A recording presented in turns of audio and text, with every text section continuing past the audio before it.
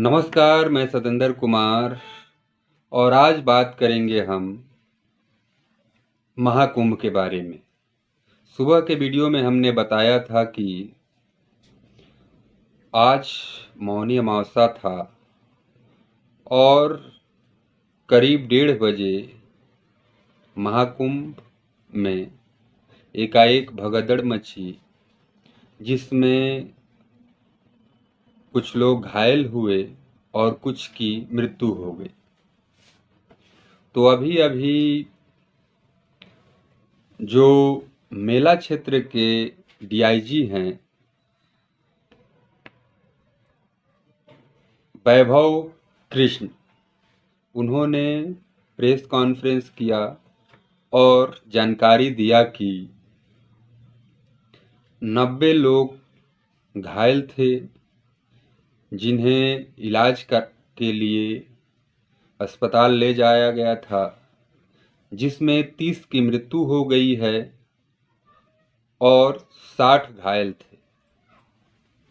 25 की शिनाख्त कर ली गई है, यानी कि पहचान कर ली गई है, जिसमें से 4 कर्नाटक के बताए गए हैं, एक गुजरात के और एक असम के। 36 का अभी इलाज चल रहा है। बाकी लोगों को उनके परिजन घर ले गए या बेहतर इलाज करने के लिए कहीं और ले गए। वैभव कृष्ण जो डीआईजी हैं महाकुंभ नगर मेला क्षेत्र के, उन्होंने एक टोल फ्री नंबर भी जारी किया, जिससे आप पता कर सकते हैं कि जो घायल हैं वो किस अस्पताल में हैं और उनके पास आप पहुंच सकते हैं। तो जो डीआईजी साहब ने टोल फ्री नंबर जारी किया, वो नंबर है 1920। एक बार और नंबर जान लीजिए, 1920। 1920 पर आप ज़रूर संपर्क करें। अगर आपके घर के लोग नहीं मिल पा रहे हैं या अगर आपको शंका है कि कहीं वो घायल तो नहीं हैं या मृत तो नहीं हैं, तो इस नंबर पर ज़रूर आप कांटेक्ट करें, जो नंबर है 1920। अब बात करते हैं कि जो डीआईजी साहब ने बताया कि ये जो पूरी घटना है वो 1:30 से 2 बजे एक बैरिकेटिंग टूटने के बाद जो लोग थे वो संगम नोज की तरफ जाने लगे और पहले से ही वहाँ पर जो श्रद्धालु थे वो इंतज़ार कर रहे थे कि जब सुबह होगा तो वो नहाएंगे ब्रह्म मुहूर्त में। और इसी बीच बैरिकेटिंग टूटा और वहाँ पर काफ़ी भीड़ उनको रौंदते हुए आगे बढ़ी। कुछ जो स्थानीय लोग हैं, जो सोशल मीडिया पर खबरें चल रही है, उसमें बताया जा रहा है कि किसी ने कह दिया कि अब नागा साधु आने वाले हैं स्नान करने के लिए, और इस तरह की अफवाह चली और इसमें काफ़ी लोग आगे बढ़ने लगे। तो कई तरह की बातें चल रही है, लेकिन 1:30 बजे रात की घटना है और अभी शाम के 7 बजने वाले हैं। इतना देर लगा सरकार को ये आंकड़े जारी करने में। इसके पीछे यह कहा गया कि अगर सुबह ही आंकड़े बता दिए जाते तो अफरा तफरी का माहौल हो जाता और कंट्रोल करना भीड़ को बहुत मुश्किल होता। इसलिए ये शाम को आंकड़ा जारी किया जा रहा है। दूसरी बात है कि आपने पूरे कुंभ में ये देखा होगा कि जो राजनीतिक थी वो चरम सीमा पर थी।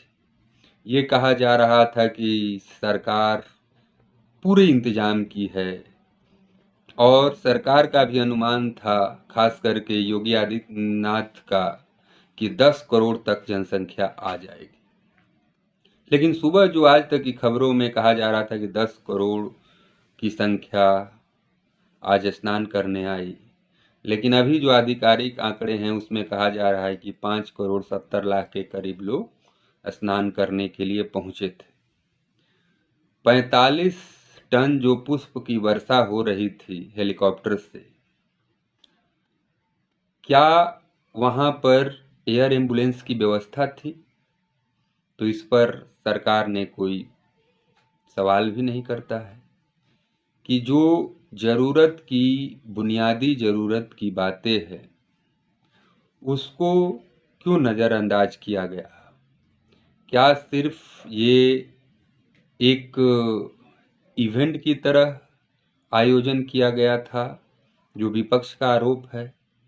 खास करके जो उत्तर प्रदेश की प्रमुख विपक्षी दल है समाजवादी पार्टी, उसके अध्यक्ष, राष्ट्रीय अध्यक्ष अखिलेश यादव ने कहा कि जो भी परिजन हैं और जो उनके घायल लोग हैं उन्हें पहचान करके और उनको उनके घर तक पहुंचाने का इंतजाम सरकार को करना चाहिए, और जो भी मेला क्षेत्र में लोग हैं उन्हें स्नान करके अपने घर के तरफ प्रस्थान करने की ज़रूरत है।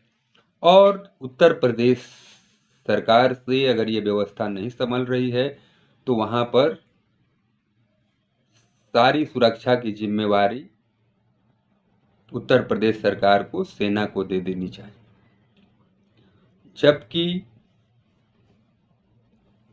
आरोप प्रत्यारोप का दौर है, किस तरह के आरोप प्रत्यारोप लगाए जा रहे हैं। बीजेपी के द्वारा कहा जा रहा है कि 1954 से लेकर और अभी तक के गिनाए जा रहे हैं कि कब कितने लोगों की जानें गई, और इससे एक घटना को दूसरे घटना में कंपेयर नहीं किया जा सकता है। जान 1 लोग की गई हो, 30 लोग की गई हो, जान तो जान होती है। अभी जो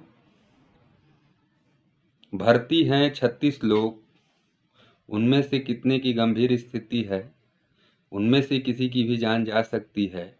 ये आंकड़े और भी बढ़ सकते हैं, लेकिन अभी जो आंकड़े आए हैं इसकी हम बात कर रहे हैं। कुछ यह भी सवाल उठाए जा रहे हैं कि एक काली सड़क थी और एक लाल सड़क थी। काली सड़क क्यों बंद थी? लाल सड़क से ही क्यों लोग जा रहे थे? क्या जो पीपा पुल बंद थे क्यों बंद थे? ये जिम्मेदारी किसकी है? ये जिम्मेदारी जो इस कुंभ का श्रेय ले रहे थे उस उत्तर प्रदेश सरकार की है या केंद्र की सरकार की है, या मेला क्षेत्र में जो अधिकारी लगाए गए हैं? आखिर इन हत्याओं का और इन घायलों के जिम्मेवार कौन हैं, और उस पर क्या कार्रवाई उत्तर प्रदेश सरकार करेगी या केंद्र सरकार करेगी? अभी तो किसी पर कोई कार्रवाई नहीं हुई है और न ही किसी पर कार्रवाई होते हुए नजर आ रही है। लेकिन जो डीआईजी साहब ने टोल फ्री नंबर दायर किया है, जारी किया है, वो नंबर आप फिर से एक बार जान लें, 1920। इस पर आप कॉल करके और आप अपने परिजनों की जानकारी जरूर लें। नमस्कार, जय हिंद।